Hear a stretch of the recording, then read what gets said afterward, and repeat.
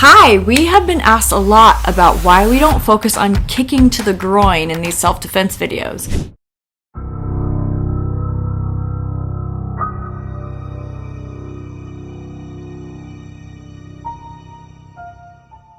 Although that's a great tactic, Zach's going to tell you a little bit about why it's not necessarily the best tactic.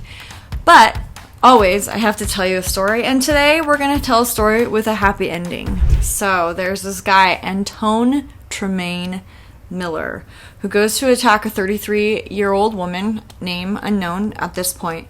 He is trying to sexually assault her, and what does she do? She kicks him in the groin. What does he do? He keeps attacking and gets more angry and keeps going for her. And so because she kicked him in the groin, he forced his mouth into her mouth and was trying to, again, sexually assault her. And what did she do, this woman? She bit off his tongue. I can't even imagine. She bit off his tongue. That stopped him. He ran. Now, the way that this guy gets found is hilarious to me, and I'm so glad that he got found. I feel so bad for this woman, but he gets found because his mom calls the police saying that her son's tongue is missing. And of course, this woman who has been raped has already gone to the police and said, this is what I've done. I bit off his tongue, and that's what stopped him. So he was accused and convicted of sexual assault.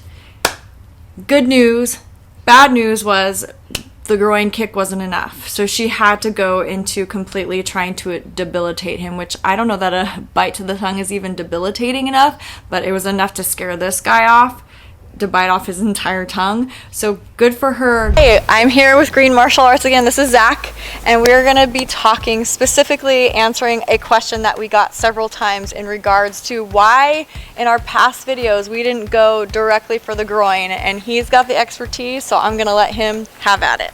So it's a good question, and I actually am not against groin strikes, despite popular belief, right?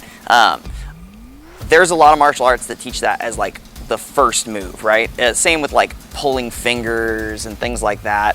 And they have their application and reasons that you can use them, but there's a problem in it, right? If we're relying on just someone being in enough pain, right? That's the words, right? Enough pain to make them stop fighting you, right? When we start talking about that, we're talking about potentially wearing someone down in a fight. So if you watch like the UFC, right, or anything else along those lines, when boxers, kickboxers, or MMA fighters get hit, they can get hit quite a few times, especially with that adrenaline pumping, right? Criminals aren't all that much different, right? If you're in a situation where someone is attacking you on the street, they probably have a pretty good amount of adrenaline. A strike to the groin might surprise them. It will probably hurt really, really bad. Unfortunately, that also might invigorate them a little bit. It might make them more angry, right? So now we've taken this situation where it could have de-escalated, right? And we've actually escalated the situation. So now this person has gone from potentially wanting to do something terrible, like rape, to doing something like murder, right? So we've stepped it up, right? And we talk about it all the time, like how do we de-escalate the scenario, right? First, how do we keep it from happening in the first place? And then also, like, if it's gonna happen, how do we put them away right away? How do we make sure that something goes? So things where the arm fractures, where you choke someone out, things like that, those work really, really well because they don't rely on the opponent giving up. They rely on the opponent being completely dismantled, right? So for those reasons, they can be very effective.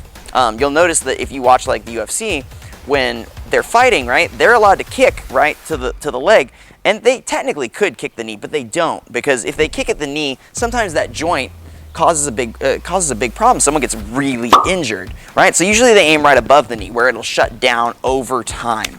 But again, they can take quite a few of those. So that is your reason for not striking the groin immediately. Again, not against you throwing groin strikes.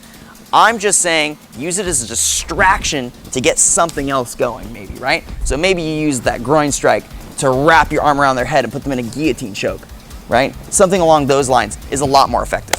If you like these videos, if you appreciate what we're doing here, please comment and support and like and subscribe and all of those things. I appreciate you guys so much. I appreciate your comments, your questions.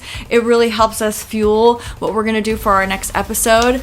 And I hope that you have a great day. Practice.